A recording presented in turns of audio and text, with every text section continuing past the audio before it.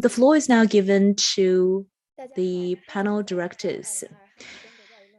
Hello, everyone. Welcome to the family education panel. We're going to have live stream for this panel, and it's going to be live streamed on Bilibili, Sohu, and YouTube. My name is Zhang Zijia. I am an EdM candidate at Harvard Graduate School of Education. My name is Luan Shihe Tracy. I'm a Bachelor of Science in Human Organizational Development, German Studies at Vanderbilt University.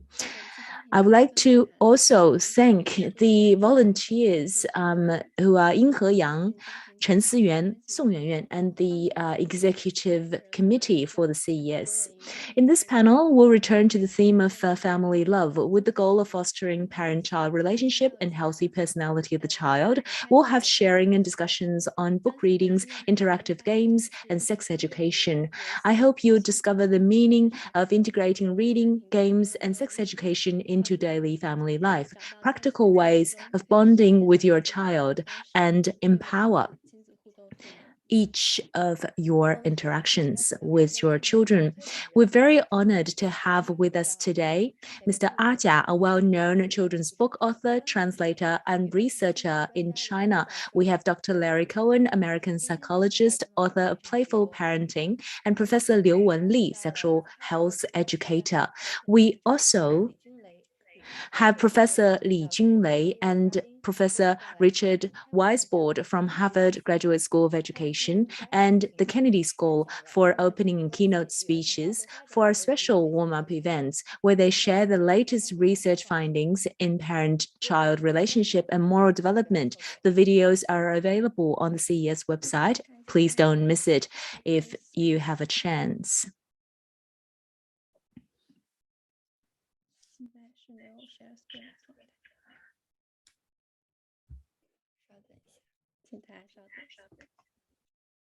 Please bear with us for just a moment.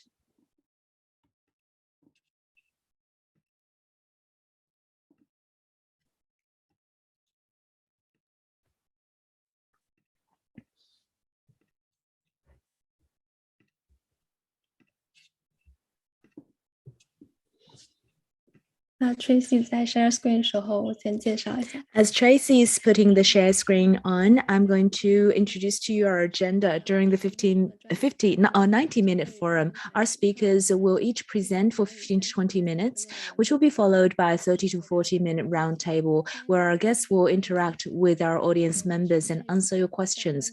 Please join us in these different portals. Our volunteers will assist in the Q&A session. Among the panelists, Mr. A Jia and Professor Liu Wenli will speak in Mandarin, and Professor Cohen will be speaking in English. Ms. Catherine, a translator and interpreter who have been working with Dr. Cohen for many years, will be completing the presentation with him.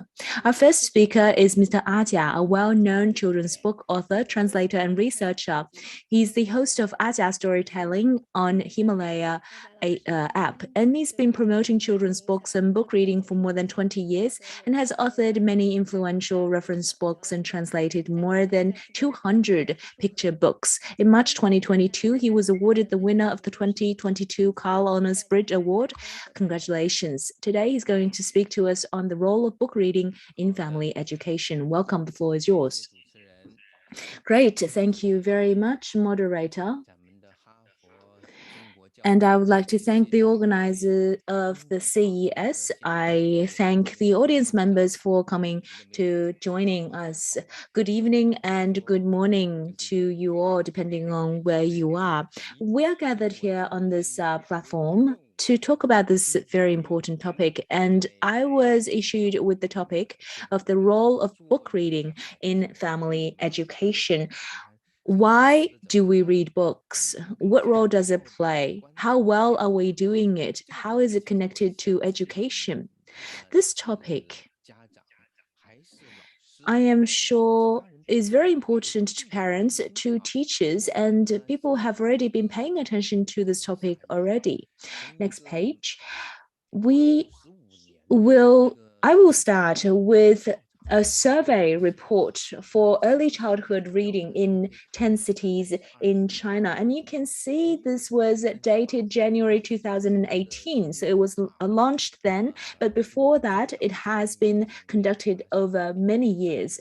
The earliest I had participated in the survey was 2003. There was a magazine called Must Read for Parents, and I had worked with the magazine and also with the Institution of Psychological Sciences at the China Academy of Sciences. And we started from a very simple idea. We wanted to have some promotion campaigns on that magazine for parent-child reading.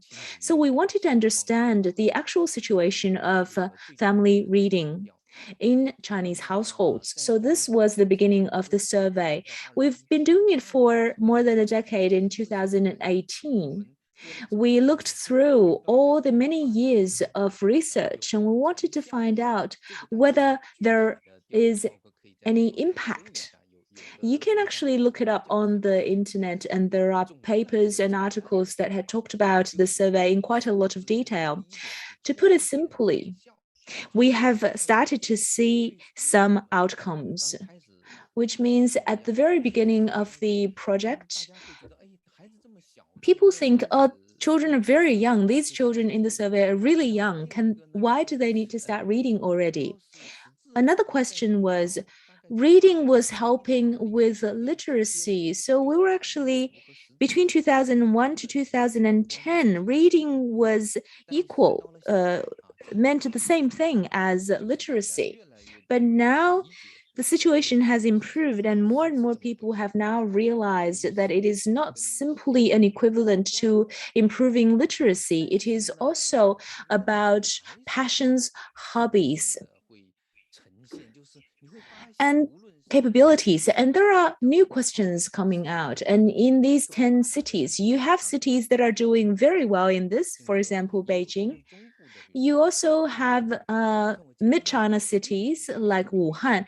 And I remember there was Baoding also. So there are differences among the cities themselves.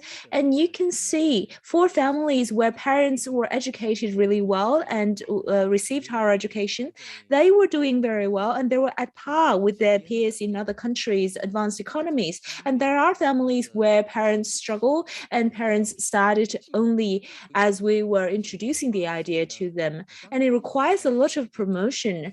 And you will realize that people started to become very interested at early childhood, between 3 to 5 years of age. They thought about it as being connected to actual school education. And then people come back to the question as to why do we need to do it? How are we going to do it better?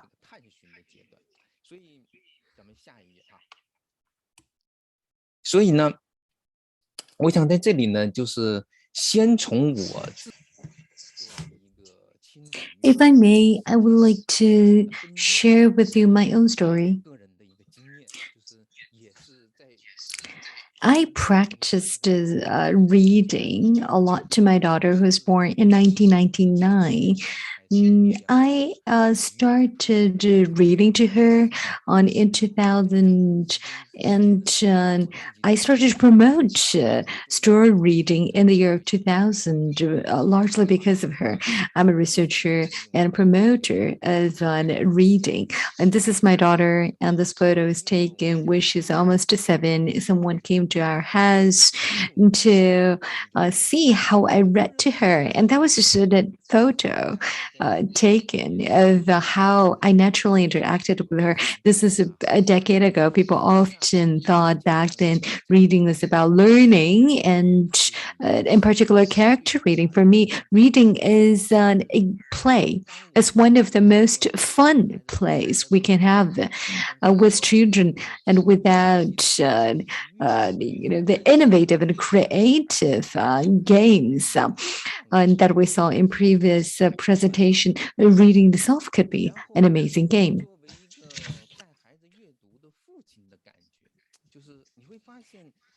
As a father that reads to the child, I realized or I learned children get to become really good communicators. Because of these readings, and they develop a very good skills and habits, and they turn out to be quite optimistic personalities, and they read faster. And maybe some wonder whether reading too much would actually impact their vision, and they become short-sighted. But actually, that is often caused by overwhelming homework. Genetic reasons aside, it's not very likely that children become short-sighted because of reading. Children who have passion of reading tend to be more optimistic and positive. Well, actually, we did some survey about that.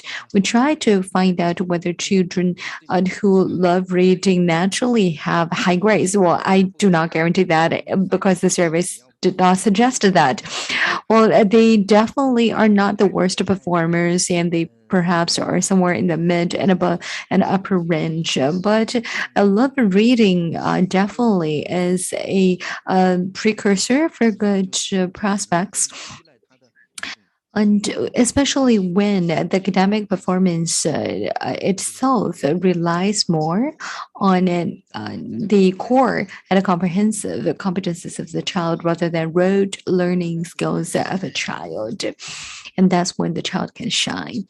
And in the year 2004, I launched a set of skills, actually 18 skills for reading, and this has been very popular on the internet, and people often wonder who created these 18 tips. Well, actually it is me. I know the secret is out, and some people ask me, among the 18, which is the most powerful one. Well, I can definitely reveal that secret later, and there is just one elixir that you can always resort to. Well, these are the first 9 tips. I separate them into 2 pages. Well, and first is to choose a book that an adult likes as well, read aloud, and engage the child, read while playing with the child, and just wander off from the story, just play on off script, away from the story itself, and be dramatic when you read aloud to the child. And also, please pay attention to the questions from the child, because they're trying to reach out to communicate with you. And what you read to your child, parents, grandparents, and other caregivers, including babysitters, can all read to their child. And I have some photos here. Song Ju often say that the child should be placed on the left because the child can hear your heartbeat when they hear you read to the child. So the child has this whole experience. What she hears is more than the story, but also a full set of interactions with you and memory of interacting with all your 5 senses. Next, a few slides are just photos. You can even see fathers reading to the child and mothers reading to the children. I really like the previous photo. And please look at how the mom interacts with her child. This is a very beautiful moment. She is actually demonstrating something to him. What is the demonstration? Well, let's move to the next page. Well, the child, thinks reading is so normal, that the child would want to pick up the habit to read for others. For example, their stuffed animals. This is also learning of reading as a skill. including reading aloud. So I have this schematic to show what reading aloud means. So you see how the reader and the listener are a duet. The reader produces the sound, and the listener is looking at a picture, if it's a picture book, and listens to the sound and connects the picture and the sound and produce another story in the mind. And so the listener is also communicating with the reader, and these communications are all very effective. And at the very end, what we expect is that the child, in this process of being read aloud, learns the methods, skills, and the interest and the passion. Well, actually, reading aloud itself is very, very beneficial. Let's move on to the next stage. Here are all the benefits, and in a nutshell, it is a communication and a development of attention skills. It is a selection of materials and a whole process of imagination. And some people may say, "Oh, my child is so good at character learning, and by age 7 the child is able to understand one of the 4 Chinese literature classics that the Red mentioned." Yes, maybe the child and knows all the characters in that book, but can the child really appreciate the meaning of the literature? Not necessarily. So I recommend you to read things that are age appropriate and intellectually appropriate, so the child is really able to comprehend. So the suitability is important.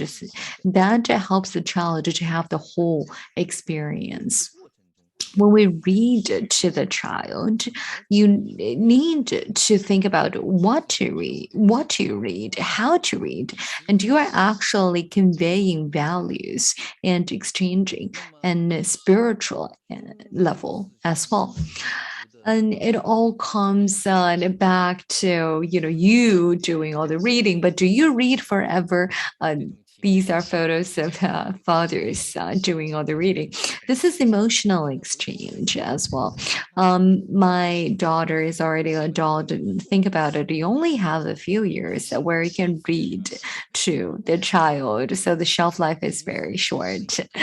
After the shelf life expires, you will actually realize you need to read aloud. It's your need as well as adult. And it's a beautiful memory that you will have for the rest of your life. Thank you for flipping the pages for me. And you see the quality time of the family during the reading. Over time, the child naturally develops the skill of independent reading. And of course, that is not always so natural. That is why we recommend engaging the child while reading to them. This means you have to make preparations. You need to leave out, time. For interactions, there is a concept called SSR. There is a menu you can refer to that is called the menu of reading aloud.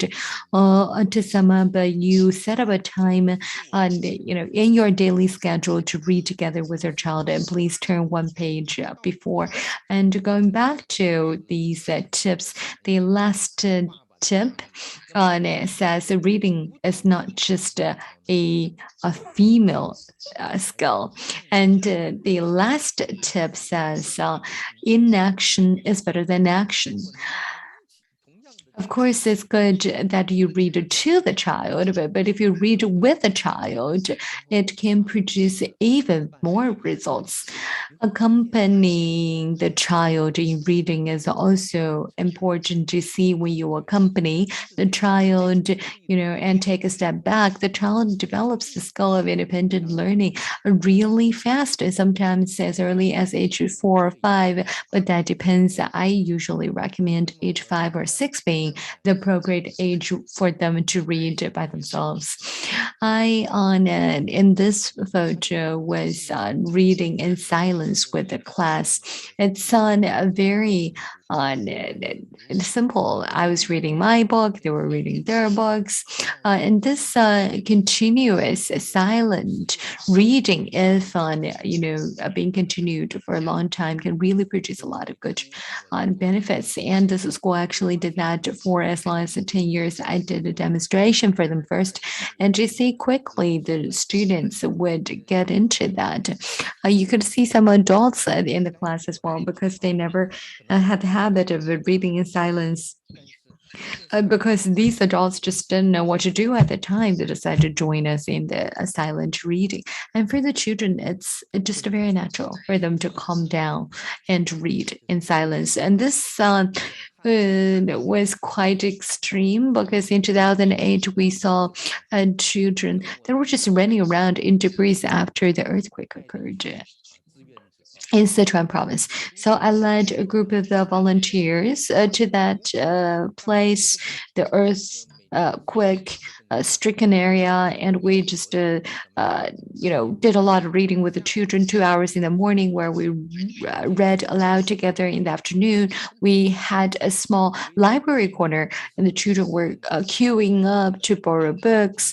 The volunteers literally brought the kilos of books each, and the situation there was really dire. On the next page, please, you see how challenged the physical environment was, but at the same time, children were very immersed in reading. Against all odds, the children enjoyed reading. Why can't we do that with the perfect homes that we have? That's a very good question. We should ask ourselves. Well, in conclusion, going back to our silent reading, this is about perseverance with a good environment and books and relationships. Parent-child reading is something that we can extend from home to community to schools, and it is more significant than we give it credit for. What I emphasize here is not the traditional reading for literacy and learning or study. It is more about emotional communication in games and plays, and the selection of books is a way of communicating values and methodologies. And it is more on a spiritual level. And I would like to take a quote from the book Art of Love. What it would bring to your child is a sense of discipline, concentration, and patience. And maybe 20 years later, you don't know what your child will be doing 20 years later, but the more important thing is for the child to have the ability and the tools to adjust their internal world and achieve a sense of harmony and balance. And that is more important than literacy itself. So this is what I would like to share with you. Thank you for your attention. Thank you. Thank you, Mr. Ajia. Thank you for the wonderful sharing. Parent-child reading can be seen as a bonding process where the books play the role of a bridge. The floor is now given to Professor Cohen, and he will be speaking to us on the topic of bonding between the children and the parents. He is a PhD. He received his PhD in psychology in Duke University and is renowned in this industry.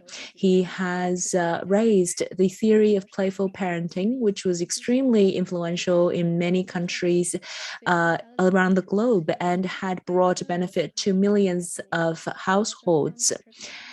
The floor is given now to Dr. Cohen and Catherine. Thank you so much for having me and for spending this time with me.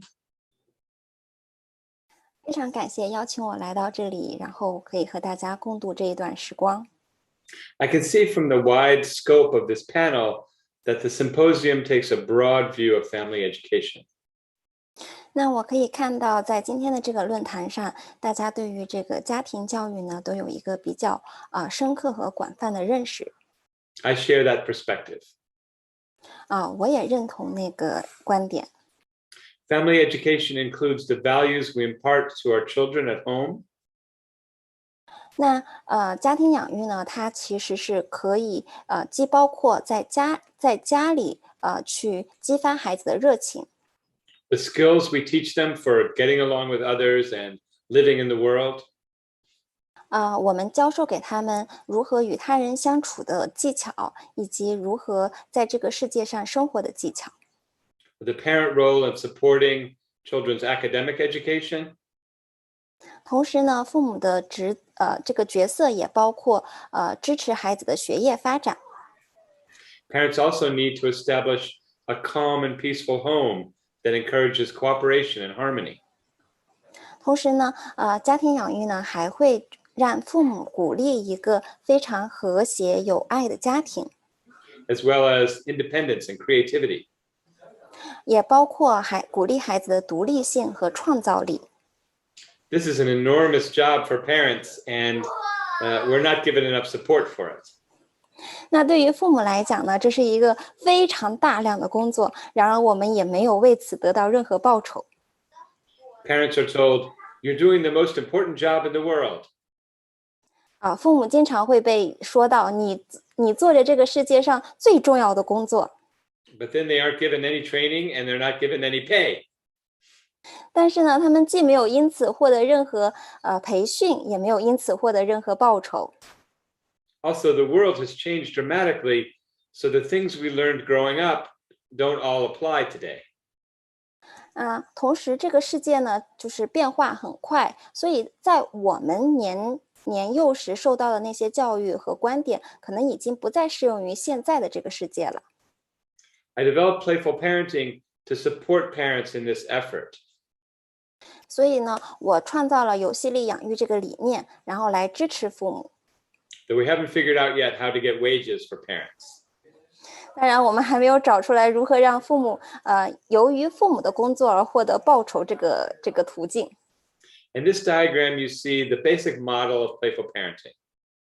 那在这一页上呢，你们可以看到游戏力养育的一个基本的模型。Three interconnected parts: connection, look within, and gentle push. 它是3个相互连接的部分：连接、向内看和轻推。Look within means that we look inward to acknowledge and understand our own feelings, our own reactions. 那向内看呢，意味着我们自己去深入的看向自己的内心，去感受自己的去感受自己的感受和这个感觉。We don't just focus on the child and how to correct them and change them. 我们不只是仅仅盯着孩子的行为，然后想着要怎么样去纠正他们的行为。We also look under the surface of the child's behavior. 我们同时呢，也会透过孩子行为的表象，去深入的向内看。What might the child be thinking or feeling or needing? 这个孩子他可能在想些什么？他现在可能的感受是什么？他可能的需要是什么？ Not just what they're doing wrong. 而不是只是盯着他们做错了什么。For example, let's take a child who hits. 那我们来举一个例子，比如说，如果一个孩子正在打人， If we only look at the behavior, we might say this is a misbehavior it must be strongly corrected. 那如果我们只盯着这个行为呢，我们肯定会说这是一个不好的行为你必须要尽快的改正掉。But if we look under the surface, we might see one child has a lot of excitement and energy, and what they need is a place to use that energy, maybe a pillow fight or a playful wrestling match. 但是如果我们向内看，去看这个孩子发生什么时候，我们可能会发现这个孩子他可能心里有一股很兴奋的能量，他现在想把这股能量用出来，所以他可能需要的就是一场枕头大战，或是一个和他去进行摔跤的游戏。Another child who hits may be very angry inside. 那另外一个有打人行为的孩子呢，他可能内心是很生气的。This child needs some help finding a healthy way to express and release that emotion. 那这个孩子他需要的是一些支持，能够让他用健康的方式把心里面的那些生气的情绪去释放出来。We say use your words, but they can't yet because their words disappeared when they got so angry. 我们希望他们能使用语言，但是当他们如此生气的时候，他们没有办法做到，他们的那些头脑里的语言都已经抛到九霄云外去了。Gentle push means that we guide our children, but with a gentle nudge, not a hard shove. 那轻推呢，就意味着说我们要指导孩子，但是是用很温柔的轻轻的推动的方式，而不是一下子就猛踹他们。We walk with them towards anything scary or difficult instead of avoiding it or forcing them to face it alone. 那面对让他们觉得害怕的事情的时候，我们是陪着他一起朝着那个事情前进，而不是回避这个事情或者强迫他们往前面对。We have high expectations, but we're relaxed in how we convey those expectations. 我们还是可以对孩子保持很高的期望，但是呢，我们可以以一种放松的方式和态度来去表达我们的这个高期望。Connection is the heart of parenting and the heart of education. 那连结呢，是养育，也是教育的核心。Okay, the next slide, please. There's now been 80 years of research on attachment and security, the essence of connection. 我们有超过80年的研究，就是关于依恋这方面的，然后发现呢，连结是构建安全感和依恋的核心。I summarize this as a highway. 我把这个呢概括成为一条高速通道。Connection is the road to cooperation, learning, and success. 连结是一条通往合作、学习、成功的道路。In fact, a child's sense of security and a warm, close relationship with adults is associated with positive results on every meaningful measure. 实际上呢，如果一个孩子他是有着这个安全感和依恋关系的时候，他是更有可能去获得成功的。But we don't get to the end of this road by saying cooperate, learn, succeed. 但是呢，我们并不是说与他人合作、学习和成功就是我们这条路的终点。Connection begins with gazing into an infant's eyes and matching their facial expressions. 那连结呢，它一开始是和孩子这种眼对眼的注视，以及和他们的温柔的这个相处和拥抱的。We play with connection and disconnection. 然后呢，我们呢也会就是有连结，也会有连结断裂的时候。Peekaboo. 那在孩子小的时候，我们会和他们玩这个就是躲猫猫的游戏，那就是连结和连结断裂。Hide and seek is a great way to play with a temporary disconnection and then a joyful reconnection. 那捉迷藏呢，也是另外一个非常好的方式，把这个连结和连结断裂玩出来。As children grow up, connection continues with play, listening, and mutual respect. 那随着孩子长大呢，我们用倾听，然后还有互相的尊重这来去发展我们和孩子之间的连结。When children are young, we connect by getting on the floor with them and playing with them.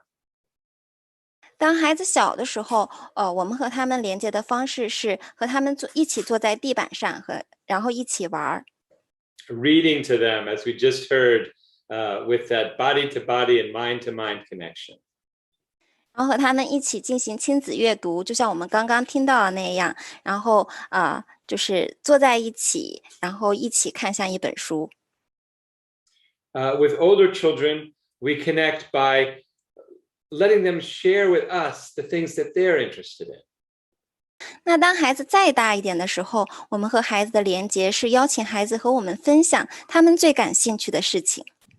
If we took this seriously, we would think twice before yelling, scolding, hitting, or shaming. 那如果我们能够严肃的来对待这件事情的话，那在吼他们呀，或者是惩罚他们，或者是羞辱他们之前呢，我们就会三思。 These break connection. 因为这个会让我们之间的连结断裂。The next slide, please. The two great roads to connection are play and emotional understanding. 那通往连结的两条路径呢，就是游戏和理解情绪。Next one.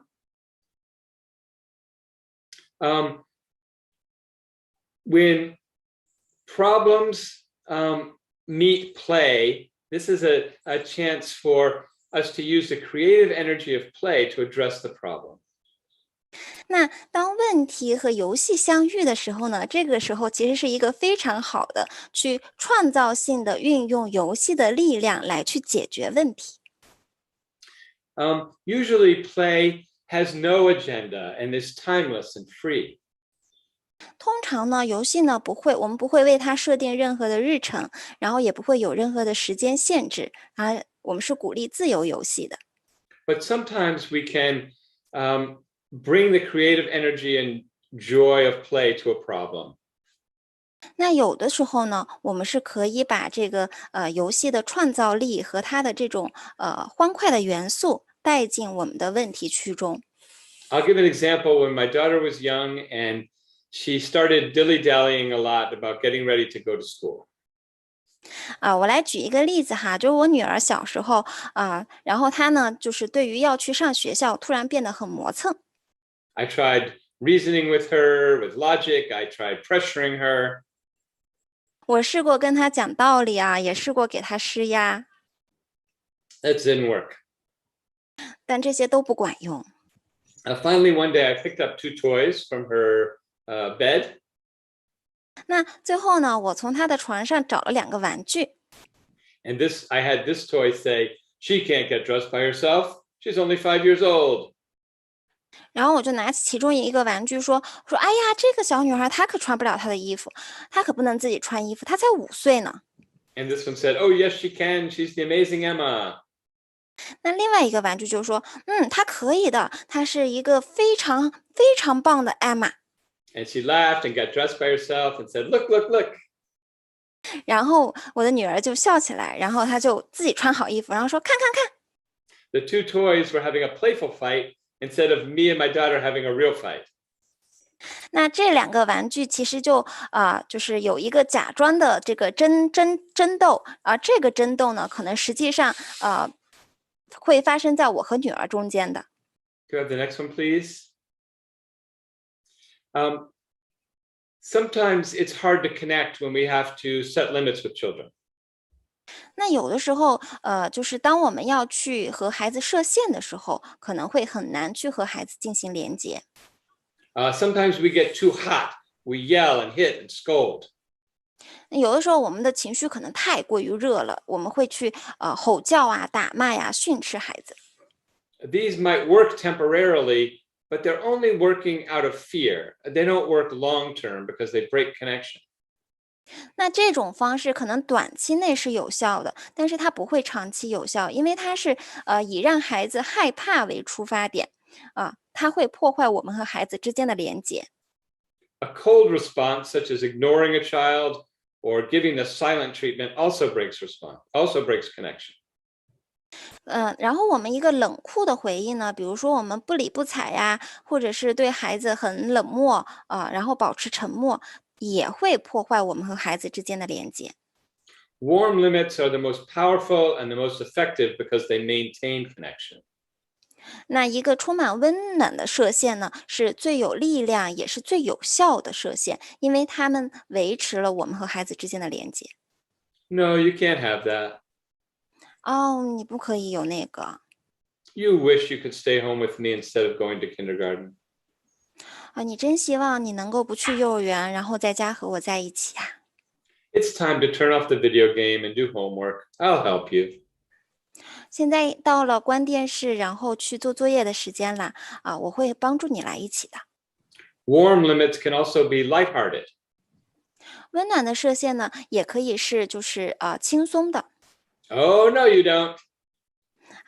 不行啊，不可以。No one is going to hurt the baby today. Let's have a pillow fight instead. 没有人今天可以去打小宝宝的，让我们来一起玩一场枕头大战吧。Okay, next slide, please. I mentioned emotional connection as the other great way, emotional understanding is the other great way to connect. 我刚刚也提到呢，理解情绪是和孩子建立连接的另一种方式。We can't play all the time, and especially if children are in a strong emotional state. 我们也不能就一直都是和孩子玩游戏的，尤其是当孩子他有着很强烈的情绪时候。Unfortunately, the most common response to children's emotions is to try to build a dam and block the flow.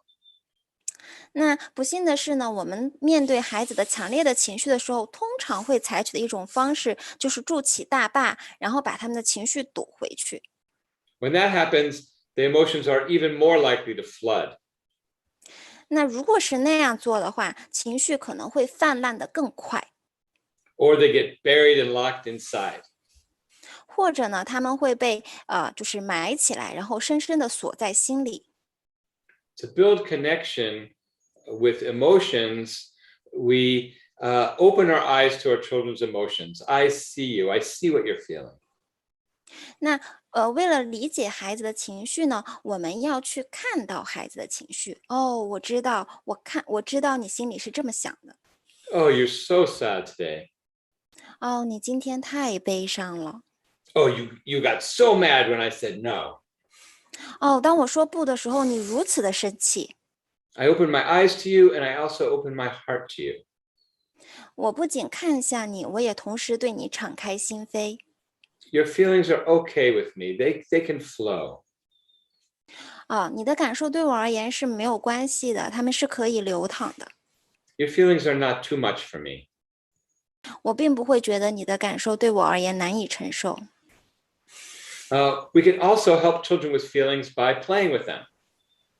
我们也可以用和他们玩的方式来去帮孩子感受他们的情绪。I'm so angry. 我很生气。Trying to have my doll show up. You woke me up. 你把我给叫醒了。Oh, you're always yelling at me. I'm very sad. 你总是吼我，我非常的悲伤。We use something that children are very great at, which is pretend and imagination. And we use that to help them understand something very complex, which is their own emotions. 我们知道孩子通常都是很擅长于假装和想象的，所以呢，我们就用那个来去帮助他们去理解一些对他们而言很复杂的东西。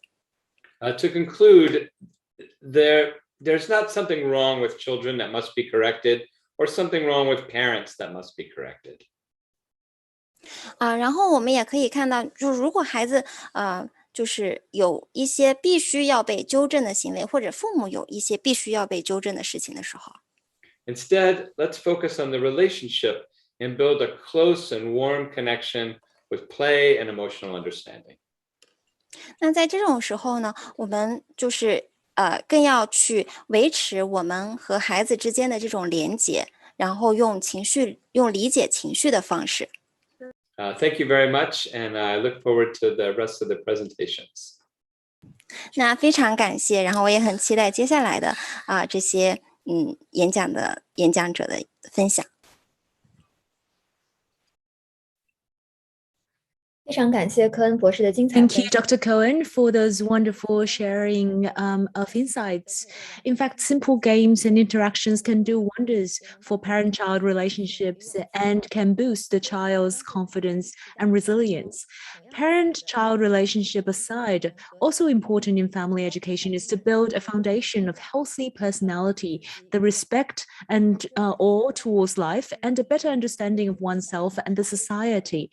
That calls for sexual education at this that is age and intellectually appropriate. Our next speaker is Professor Liu Wenli, a veteran in the research and practice of children's sexuality education.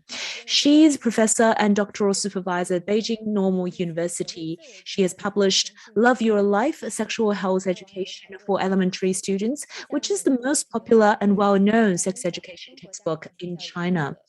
The floor is yours, Professor Liu, on the topic of sex education policy and implementation in Chinese families. Thank you very much, moderator, for those kind words of introduction. And I would like to thank the CES for inviting me to come to speak on this topic. I've listened to our previous two speakers, and from their insights, you can see that through playing or parent-child reading, all of these things are very important to the development of the child. And when we look at the specific topic of sexuality or sex health education, this can also be delivered to the child through reading. So I believe it is a wonderful setup for the forum, for the symposium, to align these three topics together as today's family education panel. What I would like to share with you today are some of our discoveries on sex education policy and its practice in Chinese families. We've done some research and there are some outcomes we would like to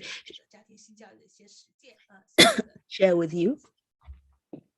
Next page, please. In China, as the society develops, childhood sexual health education has attracted a lot of attention from the Chinese government. There has been a lot of progress already. What is the actual situation happening in Chinese households? And I have done some research and there's some findings I can put to you for your discussion and reference. So we'll be speaking on that today. Let us first look at the sexual health and sexual education policy. The policy has made great progress, and there are several points I would like to speak on, especially. The first one is we have the Underage or Minors Protection Act that is in China. And in 2020, the president of China, Mr. Xi Jinping, has signed a presidential order to declare that the new version of the law has been approved on October 17th of 2020 at the NPC Standing Committee meeting and will be put into effect on June 1st in 2021. And when we talk about minors in China, it refers to people who are under 18 years of age, which is also equal to the age definition of children. So when we talk about children in China, it also refers to people who are under 18 years of age. We're speaking about the same group of people. In Chinese law, this is the first time for sexual education to become part of the wording for national law. In the past, we have been talking about puberty education, and now it has been clarified as sexual education. And I believe that is revolutionary change in the Chinese legal framework and is especially significant.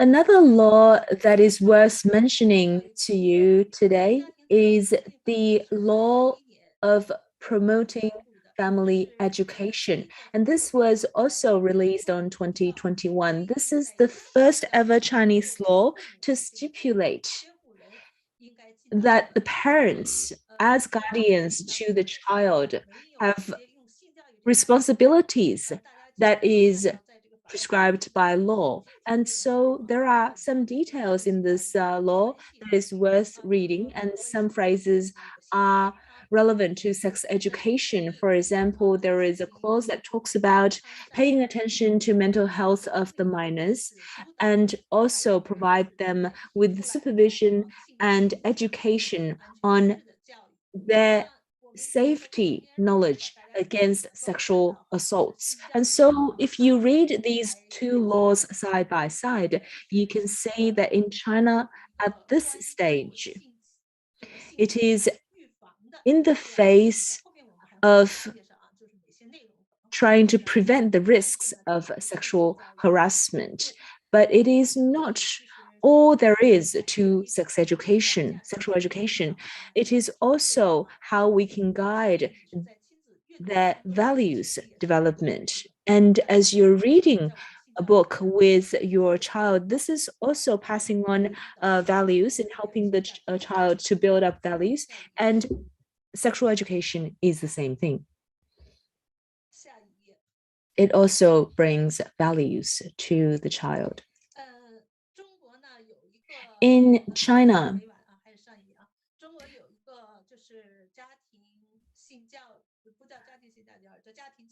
there is a family education guideline, which was a national guideline document.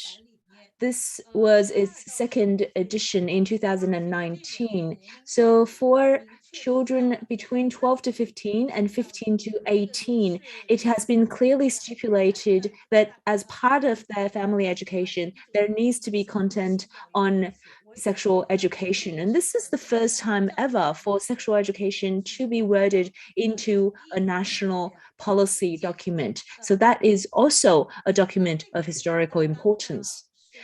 Looking at this guideline, it talks about the family education for children between 0 to 3 years of age, 3 to 6, 6 to 12, 12 to 15, and 15 to 18. 5 stages. For children between 0 to 6 years of age, the first 2 phases, and also between 6 to 12, there was no wording or reference to sexual education. And sexual education was first raised for children between 12 to 15 and 15 to 18. But following this document, it is quite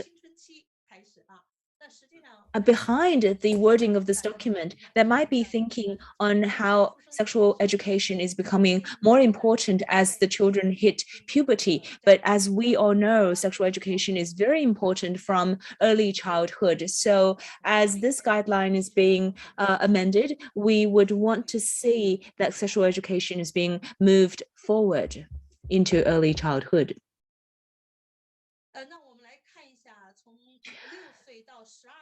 For children between 6 to 12 years of age, when we look at their sex education, I have highlighted in red things that are very important and might be relevant to sexual education. For example, to love and cherish life and to protect life, to have a healthy habit in living, and also pay attention to personal hygiene and environment hygiene.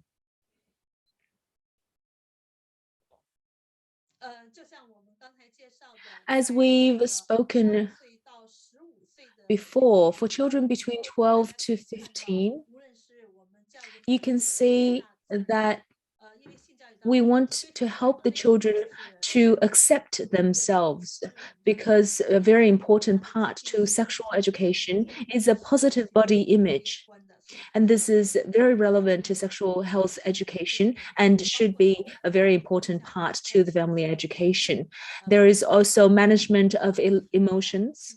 which was also touched upon by the two previous speakers as they speak about reading with the children.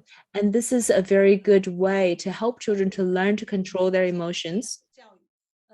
And also there is more training on children's ability to sort through information from various media platforms, because nowadays there are a lot of information on the internet, and the children need to have the ability to look at information and realize whether or not it is truthful or false.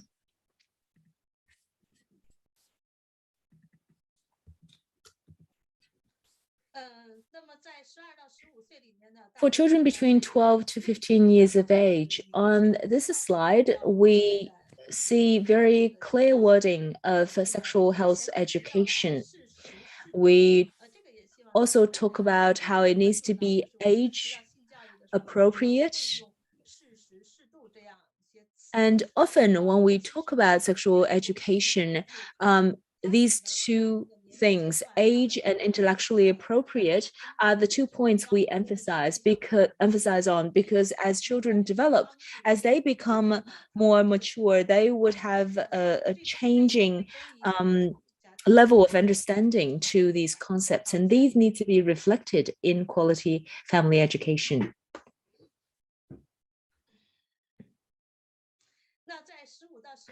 For children between 15 to 18 years of age, we can see that there are clear stipulations in the guideline talking about how children need to be educated on sexual morals, sexual responsibility, sexual health, and so on and so forth. And this reflects the sense of protection as we talk about sexual health education. We want the children to learn to become responsible, and in being responsible to themselves and to others' health, they were able to develop in a more healthy way. And this would contribute significantly to their overall health and well-being.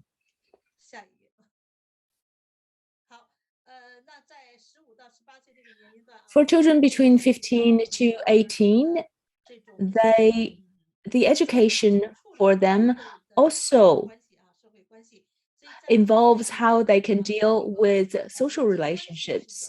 Social relationships are very important. It's a core concept. In a family, parents need to be able to build a harmonious parent-children relationship, and this will be helpful for them to go out into the real world and build healthy relationships of their own with their peers.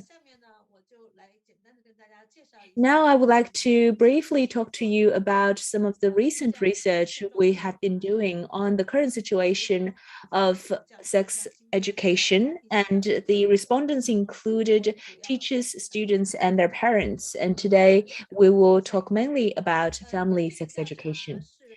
The survey has been done online. Specifically, when we spoke to parents, we received more than 4,000 questionnaires.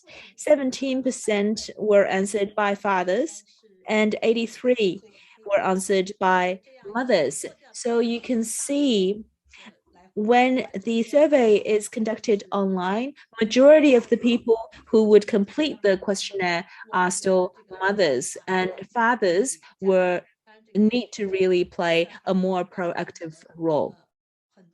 The survey was conducted over many provinces in China. Let's take a look at the different questions in the questionnaire.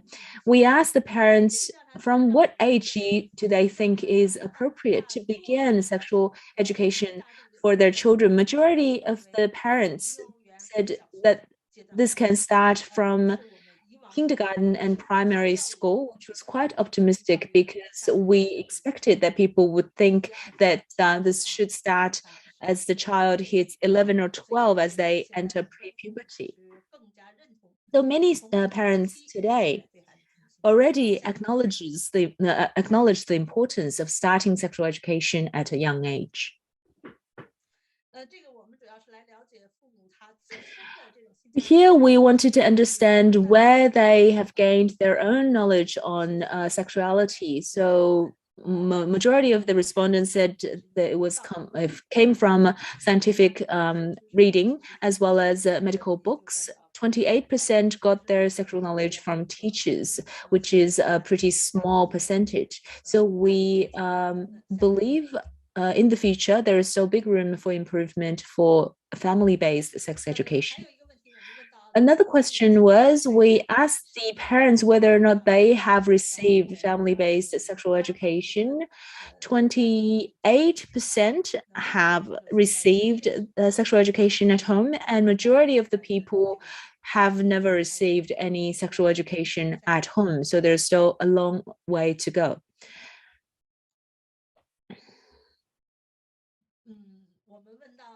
We asked how urgent they thought sexual education was for their households. Majority of the people believe it was urgent or very urgent.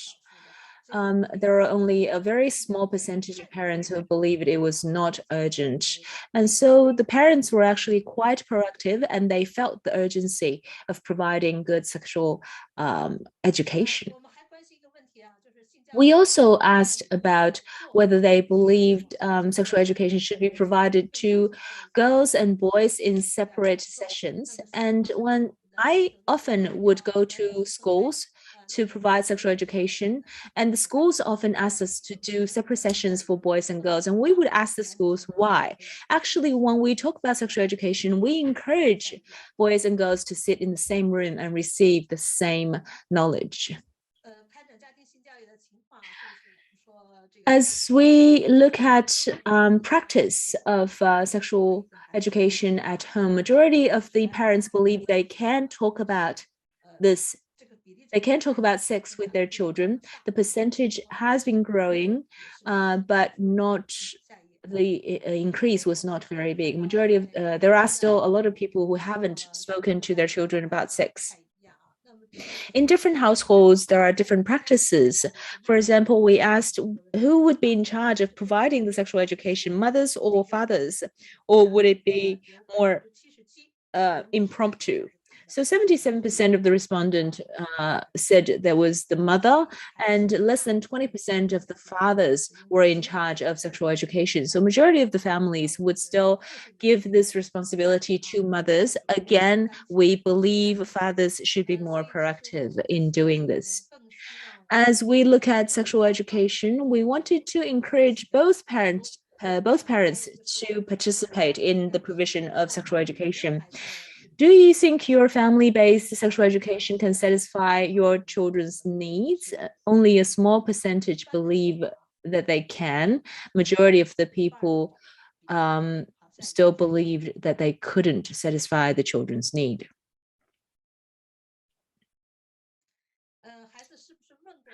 Have your children asked you questions regarding sex? 48% of the parents have been asked, 52% have never been asked. So we can see some children would ask their parents questions about sex, but when children don't ask, it doesn't mean they don't have questions. It could signify that the environment or the atmosphere at home does not encourage such questions. We very much encourage parents to actually proactively respond to these questions. What is the biggest challenge? A majority of the parents thought that they were going to bring bad influence to the child. They were afraid they might say something wrong. They thought it was inappropriate, and they thought it was awkward. And many of these things can be improved with training. Briefly on some of the recent work we have been doing in sexual education here in China. We have worked with the Salian magazine on a program on sexual education.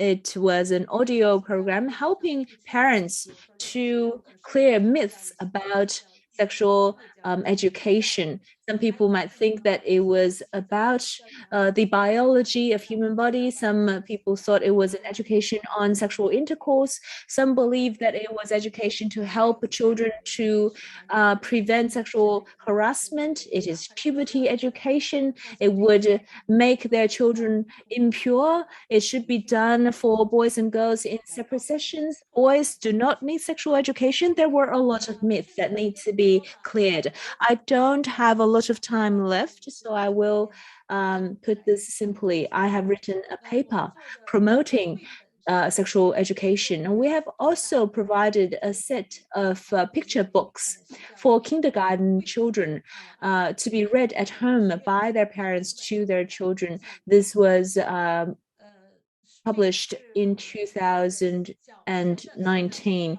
These are some of the textbooks we have produced for primary school students, and this was published by the Beijing Normal University Press from 2010 to 2017.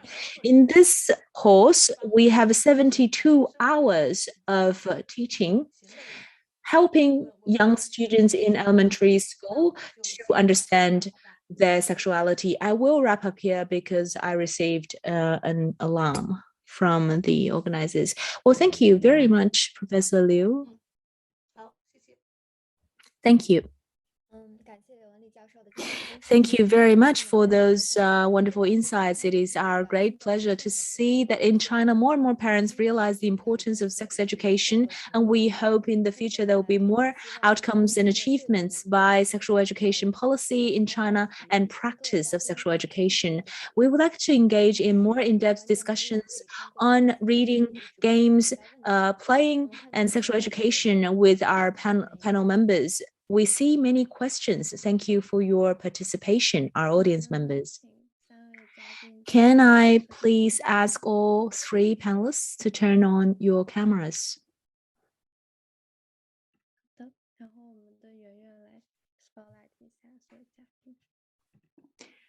Yuan, can you please spotlight all the panelists? Thank you. Okay, so the first question. We noticed that all three panel members spoke about the role played by fathers in family education, and we have two fathers among our panel members. So the first question is, what is the significance for fathers to participate in family education? What are some of the methodologies to encourage fathers to participate more? Thank you. Can we give the floor to Professor Cohen? He has been a father and also a grandfather, so probably he's got more experience to share. Yes, I've seen a tremendous change from the time when I was a boy to when I was a young father to now as a grandfather. 从我还是孩子到我是爸爸，到现在我成为一名外祖父的时候，我发现已经发生了很大的改变。And I've seen a change across that time in America, and then more recently, the last 5 or 6 years that I've been visiting China, I've seen a change in the role of fathers. 然后在最近的这几十年，我会看到无论是在美国还是在中国，其实关于父亲的角色都发生了一些改变。I think the biggest change is that fathers are realizing that they've missed out, and their fathers missed out on something very precious and very valuable, and that they don't have to miss out. They can come and be part of the day-to-day family life, reading and playing.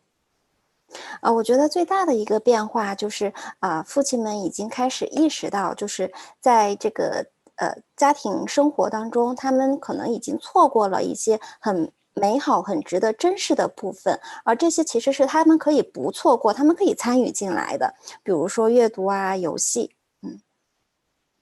So we're always reaching out to fathers. We've had more and more fathers interested. 所以我们总是希望有越来越多的父亲能够对家庭教育感興趣，然後能夠參與進來。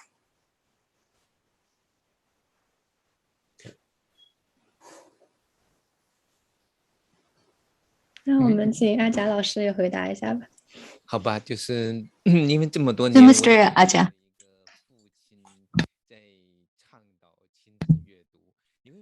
Well, I've been promoting reading as a father for many years, as Dr. Kogan just pointed out. Actually, more and more Chinese fathers are involved now. One of the reasons is that, well, you see, in a family, there is a triangle, husband, wife, and child. This triangle loses its stability no matter who is missing. There are a lot of families where only one parent is involved in the child's education. That is actually worrisome. As a matter of fact, fathers can derive a lot of pleasure in interacting with the child. Of course, everybody knows that children need their fathers. That is completely undoubted. Fathers need to be, traditionally the breadwinners. That's important. But fathers also can teach children, their roles in the society. The fathers can be role models and lead the children in experiencing a lot of things. Well, maybe mothers are more attentive to details. Mothers tend to be the warmer characters. But if fathers want to do that, they definitely have a lot of tricks too. Take reading as an example. Fathers perhaps are more willing to play while reading to the child. And we see when mothers read, they tend to be more poetic and elegant. But when fathers read, they're more fun and they play with the children. It's just, the nature. And that is a bilateral need. The fathers need the children and the children need the fathers. And for those fathers that have not realized how important this is, just to think about how fun it can be. Just like Dr. Kogan mentioned, there are so many games that you can have. Or just pick up a book and try to read. You will find games. And as it comes naturally. And I think more and more dads are doing that now. Thank you. Thank you, Mr. Aja. And so, Dr. Liu, anything to add? I'll be brief. Well, for sex education, we really encourage the involvement of fathers. We want them to be part of the nurture, including breastfeeding, diaper changing, talking to the young child. Also, it's essential to answer questions that child has about sex, give it through reading or plays or games or dialogues or talks. These are really good teachable moments. And in sex education, why do we encourage the involvement of fathers in family and in contributing to families? Well, because in sex education, there is a very important concept that is gender equality, which must be reflected in a family, in a society, all aspects of them. If a father is a good nurturer, a caregiver as a family member, and a good role model, the child sees that. The child sees how much contribution you make and how many responsibilities you take. And when the child becomes a family member, an adult, he will copy the paradigm that you set for him at a very early age. And the child also learns the sense of responsibility that he needs to have. That's why we really encourage, full involvement and dedication of fathers and families, including housework. It's housework is definitely not just the mom's jobs. And when the child asks, where do I come from? And the dad says, go ask my mom. And then the child was like, okay, so the dad is not a part of my creation, or dad only just makes money and just a breadwinner. That shouldn't be the case. So, father or mother, dad or mom, everyone has a part to play. That's all from me. Okay, thank you very much. And I see another question, which is, how to balance encouraging a child versus discouraging a child, and some say over encouragement it can also lead to ego. But in East Asia, sometimes the children are discouraged too much, sometimes being belittled, and that hurts their self-esteem. So how to strike a balance there? Thank you.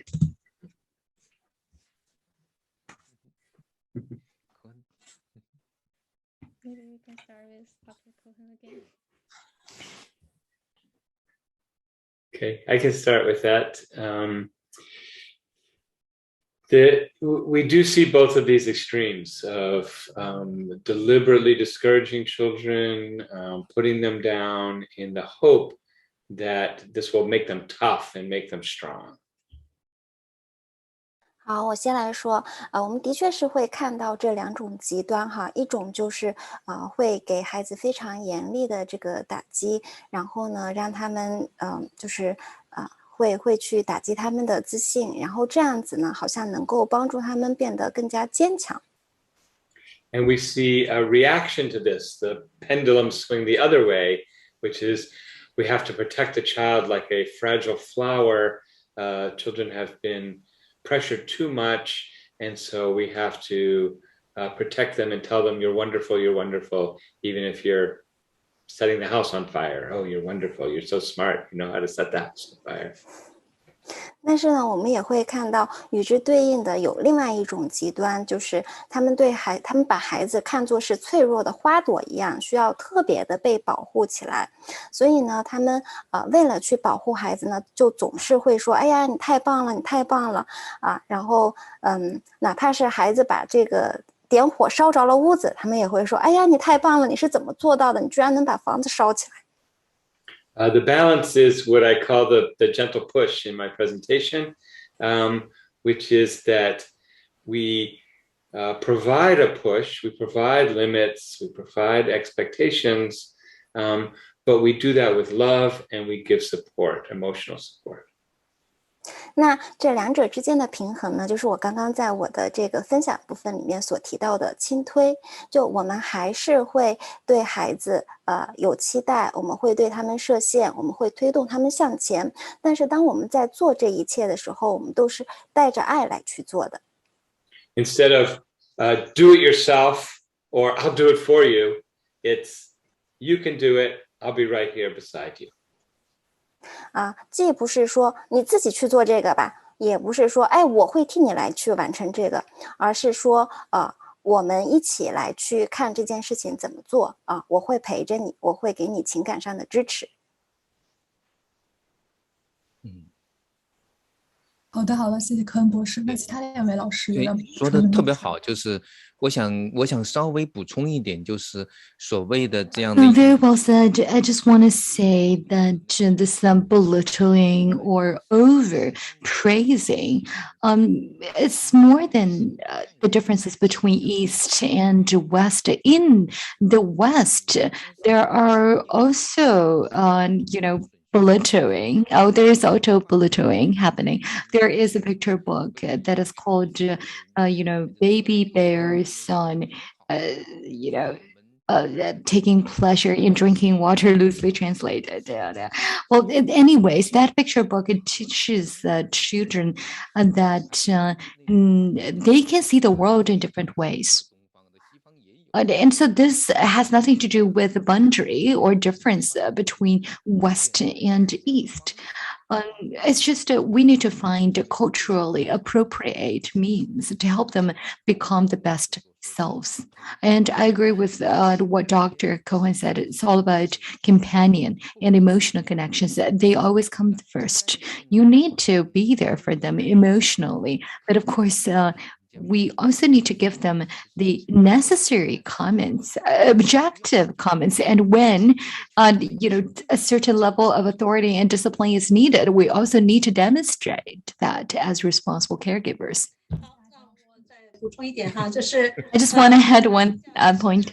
Well, in sex education, we indeed see that as education of love, education of connection between parents and children, and it involves a lot of elements. When we support the development of a child, we need to respect the child, understand and accept the child in order to support them throughout their journey, including appropriate encouragement and sometimes disciplines.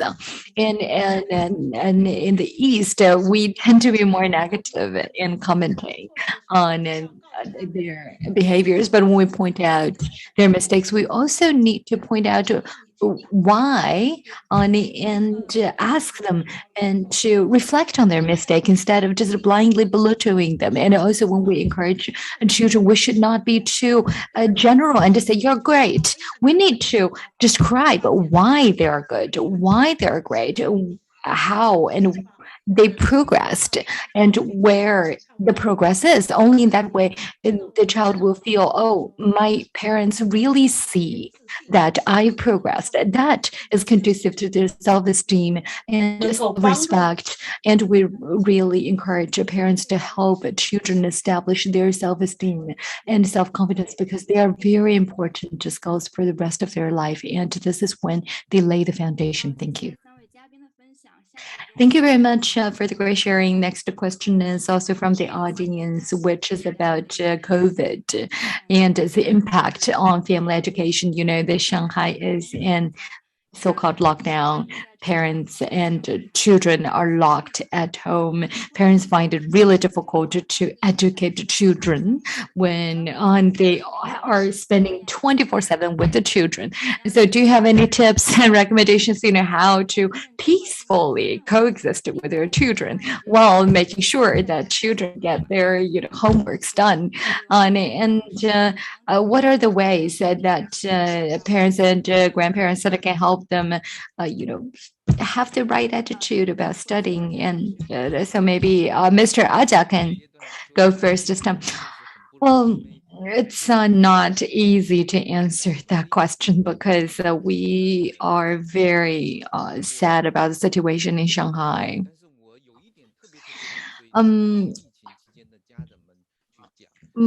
one thing I can say to parents in lockdown is that relax. Academic is not the most important thing at this time, but the mental well-being and physical health, these are way more important than their academic performance. Instead of focusing on their study, you might as well use this time to connect to them emotionally and try to find ways to connect to them. And maybe children can help you out. Maybe adults break down first. So why don't you see this as an opportunity to really connect with one another? I think that is way more important. And that's just what I want to say. So leave the academics behind for now. Thank you. And so Dr. Cohen? Oh, sorry. I want to say something first. And while COVID in China indeed is on, a very challenging topic. I very much agree with what Mr. Jia said. We need to have emotional connection first, and reading and playing are great ways that you can sail through the hard time together with your child. Research shows that because of a pandemic, children actually are not that effective in terms of learning at home. So their academics are being affected by COVID, which is a fact. Well, we can compensate that by, for instance, supporting them, more emotionally, just be there for each other and at the hard times. That's sorry. Okay, please go ahead. That's great. I agree completely. I'm glad you both said that. So it's not just the soft Americans saying that. Hey everyone, I'm Jeremy Lin. 刚刚听到两位大家好，我是分享，邓亚萍。我觉得太棒了。大家好，我是就是第12届哈佛中国我非教育论坛常同意两位嘉宾的观点，就你们所说的一切我都同意，然后我也很开心听到说，并不是只有说西方好像觉得西方才会去这样子去说， At the beginning of the pandemic in America, parents suddenly had a great increased respect for teachers.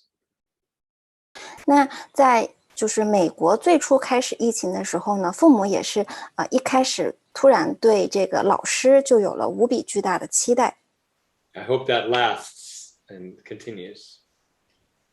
然后我希望就是对老师的这种期待能够持续下去。But parents are not teachers, and so we should do what we do best, which is that togetherness and closeness. 但是呢，父母并不是老师，父母有父母的角色我们把父母能做的做好就可以了，那就是和孩子去保持亲密的，然后这种情感上的连接。One practical tip I would give is 10 minutes of pillow fighting or some other wild, fun, physical play before study time. 那我给大家一个就是实用的小技巧，就是在孩子要去进入到学习之前，先和孩子来10分钟枕头大战，或者是其他一些能够去释放身体上的这种力量的一些身体游戏。When we say go to your room, sit still, stare at the computer, these are not natural things for a child. Being separate, being still.That's not the natural state of children. 当我们要求孩子说到你的房间里去坐好，然后盯着电脑，这对于孩子来讲，它其实不是一个自然的状态，这都不是孩子会去自然呈现的东西。他要被独自一人就是隔在那个小屋子里，然后他要一直保持安静，这个不是孩子自然的状态。A fun game like pillow fighting, you have connection, you have movement.These are the natural state. And so if it was up to me, this would be the whole day. But at least we do this before study. 然后就是一个像比如说枕头大战这样子的一个有趣的游戏，它其实既包括了连接，然后它又有这种移动，这是孩子们自然的状态。那对于我来讲我是能够把这个游戏做一整天的但我至少建议大家能够在孩子学习之前，先和孩子来进行这样子的游戏。好的，谢谢3位老师的分享。因为时间关系， Thank you very much for the wonderful insights. Because of the time constraint, we would have to regretfully close the roundtable discussion for today. We are collecting the feedback and questions from the audience members, and we will be sharing those with you. Thank you very much for participating, and thank you for the great support afforded us by our panelists. We would like to thank the team behind the stage, and please pay attention to our public account to find out more information about our other events. We would like to thank the panel directors for the family education panel and the volunteers for your hard work. We hope that through today's discussion, we are all in consensus on the point that family relationship is one about love, and education of love is the foundation of a healthy life and healthy development. Multicultural families are also able to find appropriate ways to engage with their children, and really parents should find out the most suited way to their children to help them along their way of growing and developing. Thank you very much for your attention.